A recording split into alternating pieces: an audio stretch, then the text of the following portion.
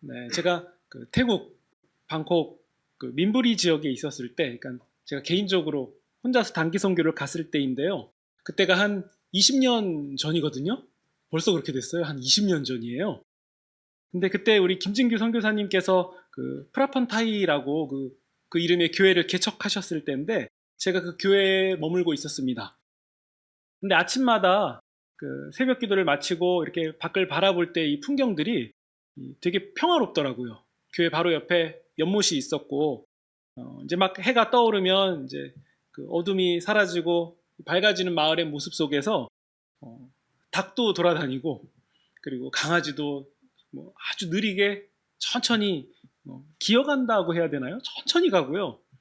그리고 그 더운 나라니까 상의를 잘 안 입으세요. 하의만 바지만 입으신 할아버지가 마당을 또 천천히 쓸고 계시고 사람들도 다 느릿느릿 걸어가는 것 같아요. 물론 그냥 걸어갔겠지만 이 빨리빨리 한국 사회, 그러니까 출퇴근 모습 생각하시면 그 지하철 향해서 엄청 빨리 걸어가시잖아요.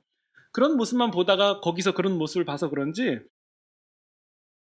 소음도 없고, 그러니까 저는 그것을 평화롭다라고 느꼈어요. 아, 되게 평화로운 곳이구나.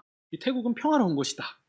근데 제가 그런 평화로운 모습만 봐서 그렇지 그날 밤 그 마을에서는 어떤 일들이 있었을까요?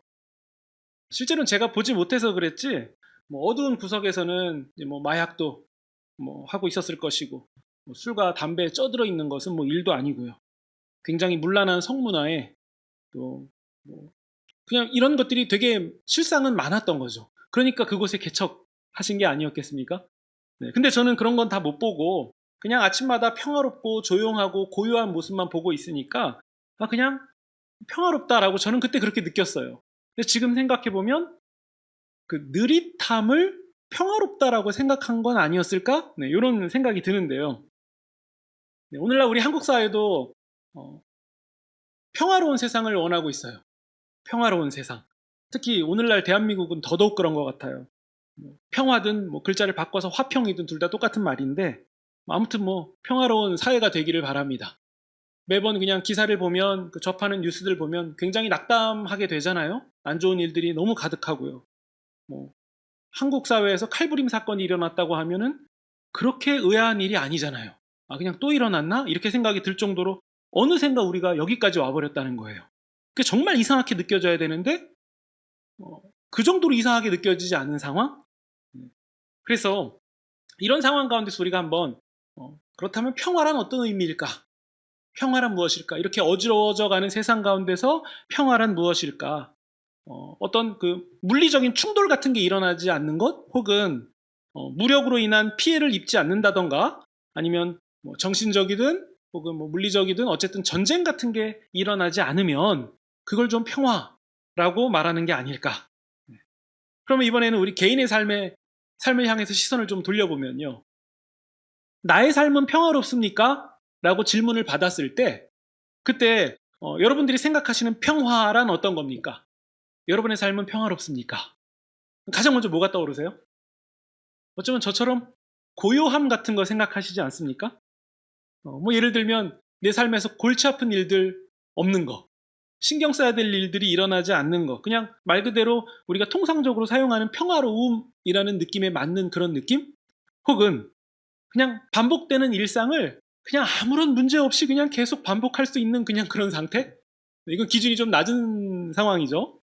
혹은 내가 소망하는 것들, 뭐 바라고 목표하는 이런 것들이 뭐 순조롭게 착착 이루어져 가서 내 삶을 돌아볼 때 결핍이 없는 그냥 그런 상태를 평화롭다라고 생각하시는 분들도 계실 거예요.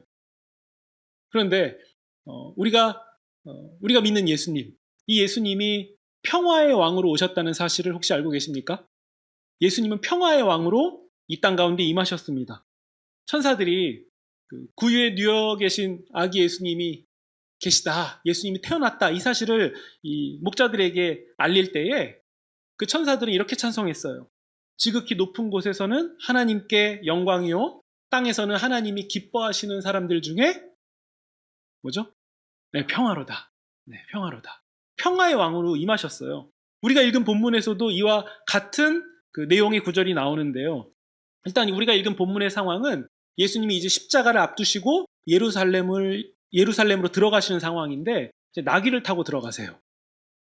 근데 그때 사람들이 어떤 노래를 부르냐면 38절이에요.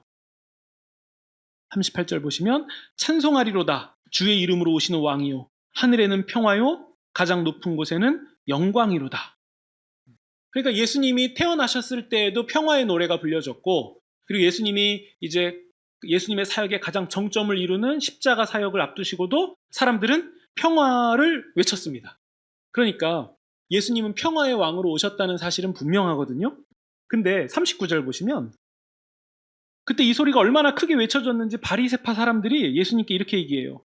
아니, 왜 저런 얘기하는 사람들을 그냥 둡니까? 좀 저 사람들을 꾸짖어야 되는 거 아닙니까? 이렇게 얘기를 해요. 네, 이게 왜 어떤 상황이냐면 사실 그 당시 이스라엘은 로마의 지배를 받고 있는 상황이었잖아요.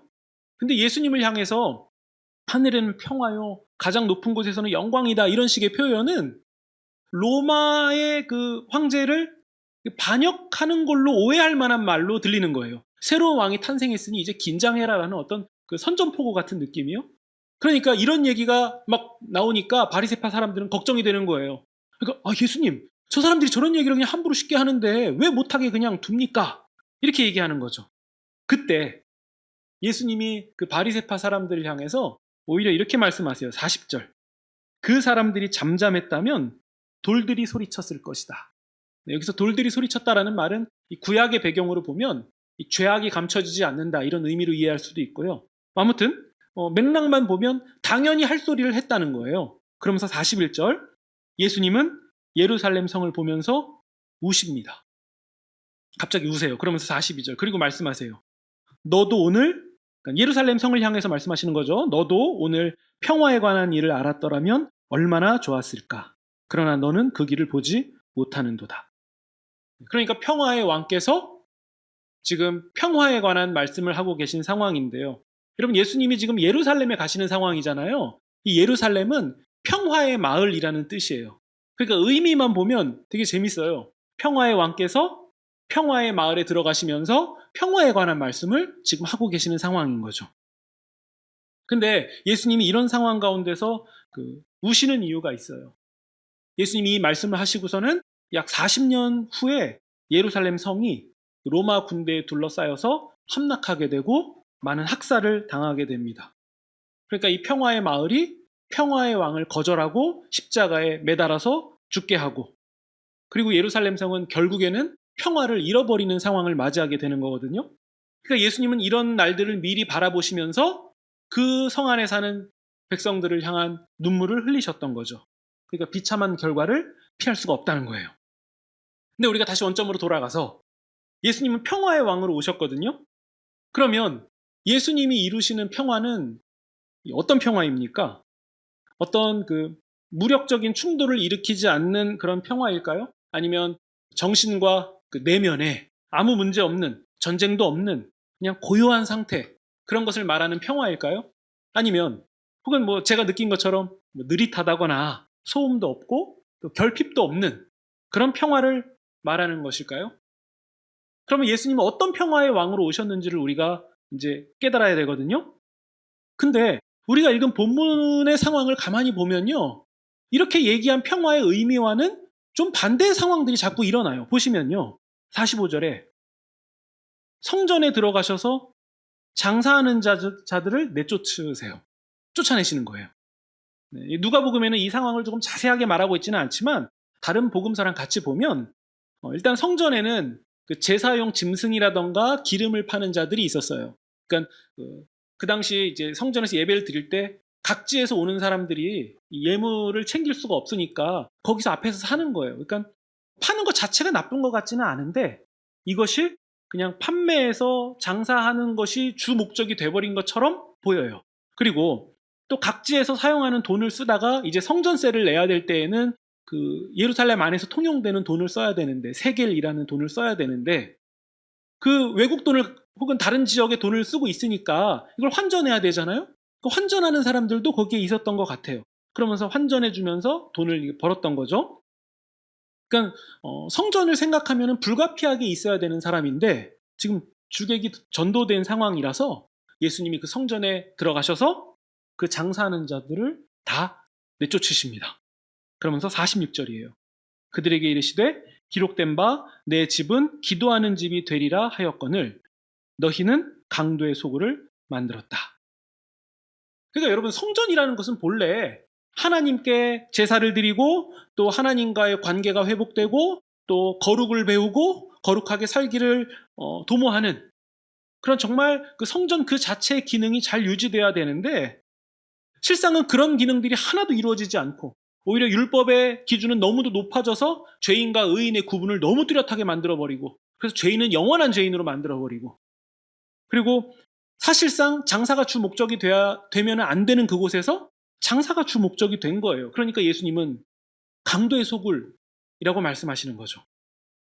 그래서 예수님은 장사하는 자들을 다 쫓아내시고 상을 엎으시고서는 그 성전의 본래 기능을 이제 회복해 가기 시작하세요. 그래서 가르치세요. 47절 보시면 예수님이 성전에서 가르치시니까 대제사장들과 서기관들과 백성의 지도자들이 예수님을 잡아 죽일 궁리를 해요. 그리고 48절 백성들은 예수님께 귀를 기울이고 있는 상황이라서 당장은 어떻게 할 수 없는 상황이에요. 그러니까 지금 우리가 읽은 본문을 함께 다 살펴봤잖아요. 그러니까 예수님이 예루살렘 성에 입성하면 여러분 평화의 왕이시라면서요. 그러면 입성하시는 순간 다 고요하고 잔잔해지고 아무 문제가 없어야 되는 거 아닙니까? 근데 왜 사람들이 환호하고 바리새파 사람들은 두려움을 느끼죠? 저런 소요가 일어나면 안 되는데 왜 자꾸 이런 일이 일어나? 이런 입장인 거죠. 그리고 예수님이 성전에 들어가시면 장사하는 사람들도 오늘날 한국 사회처럼 고객이 갑질하지 않고 그냥 좋게 장사하면서 그냥 매끄럽게 흘러가면은 그게 평화의 왕이 임하신 것 같은데, 오히려 예수님이 오시니까 성전이 뒤집어져요. 그러니까 우리가 통상적으로 생각하는 이 평화라는 이미지와는 맞지가 않은 거예요. 오히려 예수님이 오시니까 더 시끄러워져요. 상황이 더 복잡해집니다. 그냥 문제라고 생각하지 않았던 부분에서 문제라는 게 자꾸 드러나게 되는 거예요. 그러니까 이런 것들만 놓고 보면 예수님이 평화의 왕으로 오셨다는 그 우리가 받아들이는 느낌하고는 반대라는 상황이 보여지는 거죠. 그러면 그 평화가 아닌가? 네, 이런 느낌이죠. 그렇다면 우리가 예수님을 평화의 왕이라고 부를 때에는 그 평화는 우리가 통상적으로 생각하는 평화와는 다른 것이라는 사실을 우리가 분명하게 해야 됩니다. 이 사실을 받아들여야 되죠. 그러고 보면 이 관점으로 볼 때 우리 예수님의 삶을 한번 보세요. 예수님의 삶은 이 평화로운 일상이었습니까? 우리가 몇 가지 생각나는 것만 떠올려도 아닌데 라는 생각이 들어요. 예수님이 세리와 창기들과 같이 식탁을 공유하신 것 자체가 그 조용한 유대 사회를 들쑤시는 거거든요. 우리는 그들과 교류하지 않아. 왜 부정한 자들과 같이 먹고 마셔? 사마리아 사람들은 만나면 안 돼. 근데 예수님은 기어코 그 일을 하세요.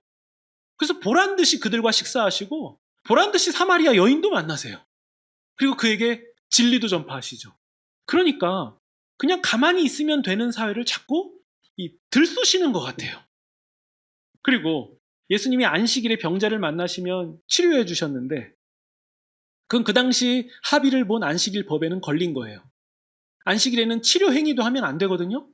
근데 예수님은 평화의 왕으로 오셨으니까 그냥 그 당시 그렇게 법이 있다는 걸 알면 안식일 전날에 만나셔서 치유하신다던가 안식일 다음 날에 하신다던가 그냥 문제를 일으키지 않으시면서 예수님의 사역을 하실 수도 있는데, 굳이 예수님이 치료하신 날이 안식일이라고 복음서는 설명하고 있고 예수님도 굳이 안식일에 기어코 그를 치료하시는 것처럼 보여요. 그러니까 안식일에 병자를 치료해놓고 나니까 예수님께 불만을 갖고 있던 사람들이 이때다 싶어서 항의하잖아요. 아니 이렇게 하는 게 맞냐고. 그러면서 치유받은 자도 협박받잖아요. 우리 안식일에 그 치유받은 38년 된 병자도 그랬잖아요. 네. 그러니까 예수님이 하시는 일이 자꾸 그 사회에 파장을 일으켜요. 근데 물론 이런 일은 반드시 일어나야만 했어요. 왜냐면요, 율법을 자기 유리하게 만들어서 자기들이 그 율법의 테두리 안에서 기득권을 형성하고 있었던 자들이 있었으니까요. 그러니까 그런 유대 사회에서 그런 부분들이 틀렸다는 것을 가르쳐 주시려면 당연히 기득권들이 볼 때에는 불편함이 초래될 수밖에 없는 거예요. 일어나야만 했던 일인 거죠.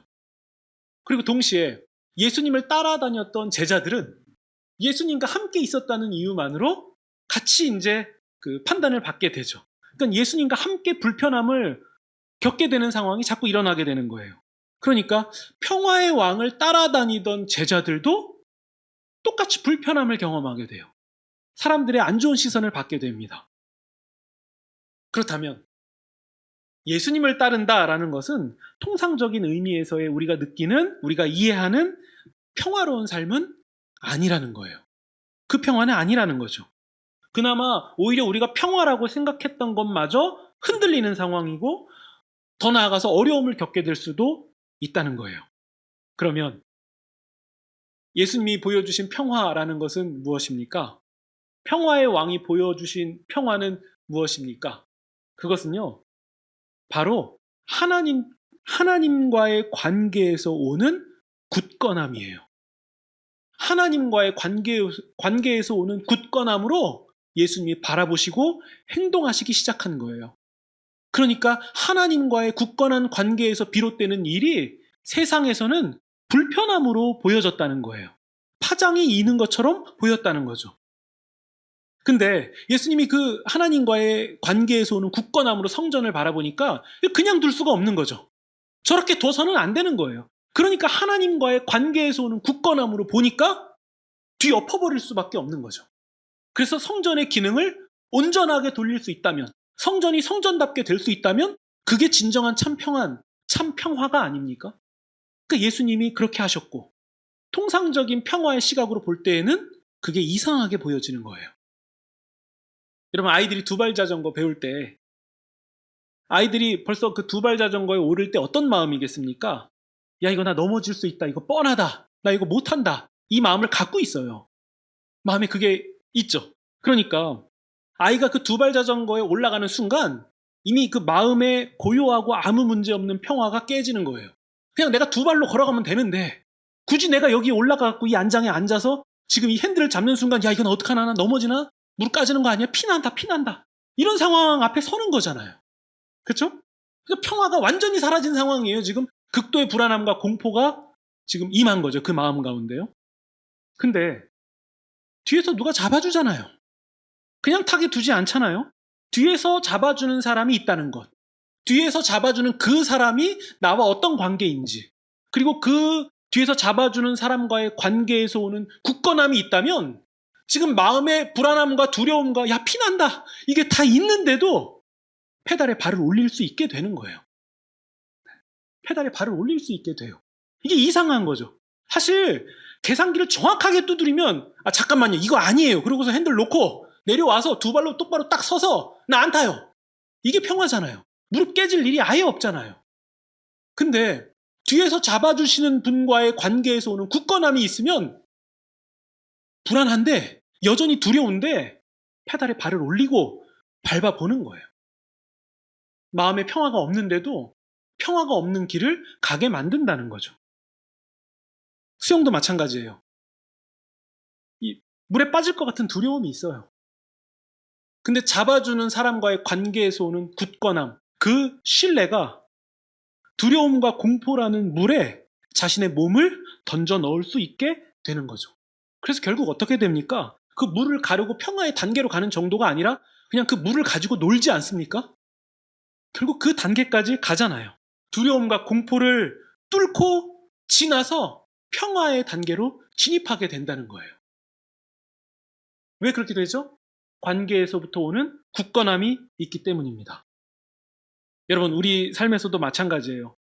우리가 신자로서 평화롭다라고 말하는 것은 이 통상적으로 사용하는 아무 일도 일어나지 않고 그냥 조용조용하게 아무 그냥 없던 일이 돼버리고 그냥 느릿느릿하게 지나가도 되고 뭐 그런 것에서 오는 어떤 정서적인 느낌이나 감정, 그런 것들이 평화가 아니라는 거예요. 진통제를 맞아서 지금 진통이 없으니까 나는 다 나았다고 말하는 그런 식의 의미들은 사실상 평화가 아니죠.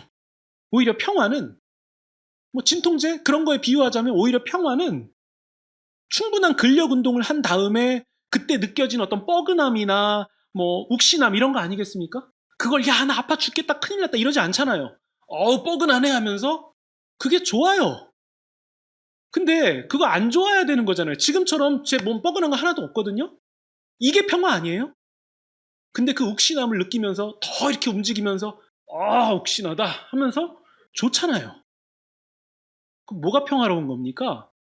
그냥 가만히 소파에 누워서 나 안 아파요 하고 가만히 누워서 하루에 24시간 TV만 보고 그렇게 누워 있으면 평화로운 겁니까? 아니면 고강도의 운동을 하고 뻐근함을 느끼는 게 진정한 평안입니까? 네, 후자잖아요. 우리가 우리의 삶에서 평화롭다고 할 수 있는 것은 하나님과의 관계에서 오는 굳건함으로 이 두려움이라는 이 세상 속에서 힘차게 페달을 돌릴 때 그때 우리는 평화롭다라고 말할 수 있는 거예요. 불의, 또 거짓, 악 이런 것들과 타협하지 않고 그 타협하지 않았기 때문에 겪게 되는 불편함, 불이익 이런 것들을 감수하면서도 하나님과의 관계에서 오는 굳건함 때문에 기꺼이 그것을 자처하는 그 상태가 평화라는 거죠. 그래서 담대하게 거절할 수 있는 용기로 나아갈 수 있게 만드는 거 아닙니까? 다 괜찮다라고 말할 수 있는 용기로 갈 수 있는 것은 하나님과의 관계에서 오는 굳건함이 우리에게 있기 때문이에요. 하나님과의 관계에서 오는 굳건함. 물론 그런 평화는 그냥 잔잔해 보이는 호수에 막 돌을 마구 던져버리는, 그래서 이 고요함을 깨는 것 같은 불편함은 분명히 있어요. 하지만 그것을 평화로운 상태가 깨졌다고 말할 수는 없습니다. 평화롭기 때문에 모든 것을 어떤 상황이든 의연하게 대처할 수 있게 되는 거거든요. 그러니까 고여있는 물을 평화롭다라고 규정해버리고서는 그게 깨졌다고, 평화가 깨졌다고 말해서는 안 되는 거죠. 물이 출렁이는 것이 더 자연스러울 수 있고 더 평화로울 수 있는 거예요. 그래서 신자는 험난하고 일렁이는 그런 삶 가운데서도 평화를 누린다라고 단연코 말할 수 있는 이유는 무엇입니까? 그 눈에 보이고 내가 느끼는 감정 이런 것들 때문에 평화를 규정합니까? 아니에요. 하나님과의 관계에서부터 오는 굳건함이 우리 가운데 있기 때문에, 그 신뢰가 우리 가운데 있기 때문에 어떤 상황에서도 우리는 평화롭다라고 말할 수 있는 거예요. 그 굳건함을 여러분 지나고 지나면 어떤 사람이 됩니까? 더욱 굳건한 사람 되는 거 아닙니까? 역경을 지나면 지날수록 더욱더 탄탄해지는 사람이라는 것이 확인되기 때문에, 내가 이 정도의 굳건함이 있다는 것이 드러나는 것이기 때문에, 그래서 신자는 역경을 만날수록 굳건함, 하나님과의 관계에서 오는 굳건함을 더욱 확신하는 사람이 되는 거예요. 그것을 신자가 말하는 참 평안이라고 말할 수 있는 거죠. 신자가 진정 말하는 참 평안은 하나님과의 관계에서 비롯되는 굳건함, 신뢰 이런 것이죠. 예수님은요, 십자가를 지시기 전에 겟세마네 기도에서 이렇게 기도하십니다. 이 잔을 피하게 해주십시오. 물론 이 고백은요, 십자가를 져야만 하는 하나님의 뜻에 불순종하려고 그렇게 말씀하신 게 아니라 하나님의 사랑에서 끊어지지 않기를 간절히 원하는 아들의 몸부림이었습니다. 그 십자가는, 우리 예수님을 바라보면서 그 십자가는 예수님의 참 평안이, 참 평화가 깨지는 것 같은 느낌이었어요. 성육신으로 임하신 예수님의 삶에 평화가 깨졌네. 그게 십자가가 아닌가. 네. 근데 예수님은 결국 겟세마네 동산에서 기도를 마치시고 뭐라고 말씀하십니까? 일어나서 함께 가자. 예수님이 십자가를 향해서 힘있게 나아가시기로 결정합니다. 예수님께서 그 죽음을 향하여서 가시는 것은 하나님과의 관계에서 비롯된 굳건함으로 결정하신 일이고, 그래서 결국 예수님은 죽음을 넘어서 부활로 참 평안, 참 평화를 이루어내셨습니다. 신자는 바로 이 길을 따라 걷기를, 이 길로 초대받은, 이 길로 부름을 받은 사람들입니다. 그러면 여러분, 신자의 삶이 어떻게 하면 평화로울 수 있겠습니까? 우리가 우리의 삶의 어려움이라던가 우리의 현실, 우리의 세상의 무게를 잠잠하고 조용하게 할 수 있는 방법을 생각한다면 그건 없는 것 같아요. 예수님이 보여주신 예수님의 삶도 그러진 않았어요. 우리가 인생에서 만나는 정말 만나고 싶지 않은 그런 상황들, 그런 일들, 이건 어느 누구도 피할 수 없는 것 같아요. 왜냐하면 세상은 그런 곳이기 때문입니다. 그러니까 그런 것들을 만날 수밖에 없어요. 그러나 그렇다 할지라도 평화롭지 않은 게 아니에요. 우리가 생각하는 평화는 그냥 조용한 거겠죠. 그 밤에 어떤 일이 일어나는지를 모르기 때문에 평화롭고 다 괜찮다라고 착각하는 거겠죠. 그냥 고요한 건데. 평화는 조용함도 느낌도 아니고 관계예요. 관계에서 오는 굳건함입니다. 그래서 어떤 상황 가운데서도 하나님과의 관계에서부터 오는 굳건함이 여전히 우리 가운데 그대로 있기 때문에 우리는 평화롭다라고 최종 결정을 내릴 수 있는 거예요. 여러분, 예전에도 제가 드린 말씀인데요. 풍랑이 심하게 일어나는 배에 예수님과 제자들이 함께 타고 있었죠. 노련한 어부도 죽을 것 같다고 했잖아요. 그냥 일반인 저 같은 사람이 벌벌 떨면서 난간 잡고서 야 이거 죽을 것 같아요 이게 아니라 그냥 노련한 삶 자체가 어부였는데 그 어부들이 죽을 것 같다고 하면은 진짜 죽기 직전의 상황이잖아요. 저 같은 사람이 이미 나가 떨어진 상황 아니겠습니까? 근데 그런 두려움 가운데서도 예수님은 주무시고 계시더라고요. 근데 그 배에 무슨 평화가 있겠습니까? 죽을 것 같은데. 그냥 장난하는 정도가 아니라 죽는 거잖아요. 거기에 무슨 평화가 있습니까? 근데 예수님은 주무시더라고요. 그러니까 어떻게 해야 되겠습니까? 주무시고 계신 예수님을 깨워야죠. 예수님, 우리가 죽게 됐습니다. 지금 주무실 상황입니까? 지금 이게 맞습니까? 이 상황에서 잠이 오십니까? 이런 심정 아닐까요? 어떻게 이런 상황에서 잠이 와요? 주님, 내 인생을 보세요. 죽게 됐잖아요. 근데 왜 예수님은 가만히 계신 것 같죠? 죽을 것 같잖아요, 주님. 지금 잠이 오십니까? 이게 사실 우리의 솔직한 심정일 수도 있죠. 지금 내 삶에는 평화가 없어요. 평화가 전혀 없어요, 주님. 이렇게 고백하고 싶은 것이 우리의 진실한 속내일 수도 있습니다. 물론 통상적인 시각과 기준으로 보면 평화가 깨진 것은 맞아요. 확실해 보여요. 죽을 것 같은 게 맞는 상황인 건 분명하죠.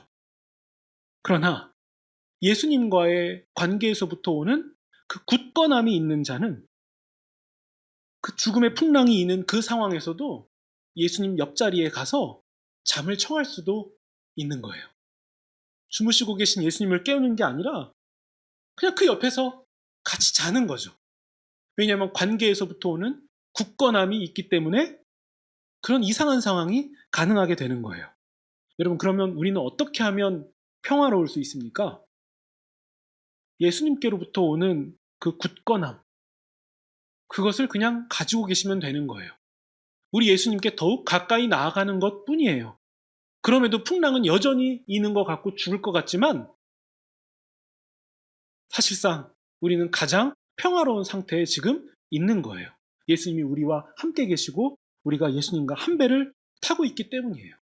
그러니까 그냥 잘 모르시겠으면요. 그냥 예수님과 한 배를 타고 그냥 그대로 계시면 돼요. 죽을 것 같으면 죽을 것 같다고 말씀하시면 되고 잘 안 되겠다고 하면 그냥 잘 안 되겠다고 하시면 돼요. 그러니까 지금 예수님 답답하다고. 지금 주무실 상황이냐고. 예수님은 지금 이게 눈에 안 보이시냐고 예수님을 흔들어서 그냥 옷깃이라도 잡아서 마구 흔들어도 그 예수님과 한 배를 타고 계시면 되는 거예요. 그러면 예수님께 물론 야단은 맞을 수 있죠. 근데 예수님과 한 배를 타고 있으면 우리가 연약하고 잘 모르고 잘 안 돼도 결국에 우리가 확인할 수 있는 사실. 아, 내가 이 세상에서 가장 평화롭다. 여러분, 이 사실 하나를 우리는 결국에 확인할 수 있게 되는 거예요. 예수님께 야, 이 믿음이 작은 자야 라고 야단 좀 맞으면 어떻습니까? 우리가 실상 예수님과 한 배를 타고 계신다면 우리는 다 된 사람들이죠. 그러니까 여러분, 우리가 이 신앙의 울타리를 지키고 있는 것들이 아무것도 아닌 것 같아 보일지라도 뭐 그렇게 생각하신다면 뭐 그 생각은 존중해 드릴 수는 있겠지만 아무것도 아닌 게 아니에요. 우리는 지금 한 배를 타고 있는 거예요. 그러니까 우리가 이 가지고 있는 신앙의 틀을 여러분 잘 붙잡고 계세요. 아무것도 아닌 게 아닌 거예요. 정말 잘 붙잡고 계세요. 그 끝날에는 확연히 다릅니다. 정말 확연히 다릅니다. 이게 성경이 우리에게 약속하고 또 약속하고 있는 부분이죠. 그래서 여러분, 우리가 야단 좀 맞았을 때 그게 괜찮을 수 있는 이유는 어쨌든 주님이 뭐라도 해주시겠죠.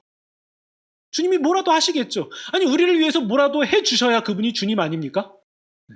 우리는 그분을 주님으로, 우리의 그리스도요, 하나님의 아들이라고 우리는 여전히 고백하고 있고, 도마의 고백처럼 주는 하나님이시라고 고백하고 있고, 그 주님은 우리를 위해서 뭐라도 하실 겁니다. 그러니까 여러분, 이 안에, 이 울타리 안에, 신앙의 울타리 안에 끝까지 머무셔야만 합니다. 여러분, 무엇이 평화입니까? 우리 주님과의 관계에서부터 오는 굳건함이에요. 네. 우리가 흔들릴 땐 주님이 우리를 잡으시니까 그것마저도 괜찮습니다. 그럼에도 여러분, 우리 오늘 이후로 또 맞이해야 되는 우리 한 주를 바라보면 달라진 게 있습니까? 여기서 우리가 이렇게 말씀을 나눌 때는 뭔가 달라질 것 같지만 사실 똑같은 변함없는 한 주를 또 맞이해야 돼요. 안 달라져요. 오히려 더 안 좋아질 수도 있을 것 같아요. 그러나 여러분, 우리가 페달을 밟을 수 있는 그 동력은 어디에 있습니까? 하나님과의 관계에서 오는 굳건함에 페달을 밟는 동력이 있습니다. 달라지는 것 같지 않지만 달라진 거예요. 하나님과의 관계를 다시 기억하시면서 우리를 구원하신 예수 그리스도의 보혈의 능력을 다시 한번 기억하시고 붙잡으시면서 넘어질 것 같은 그 페달을 힘차게 밟아서 결국 참된 평안으로 그냥 뛰어노는 그 단계까지로 나아가시는 그런 저와 여러분이 되시기를 주님의 이름으로 축원드립니다.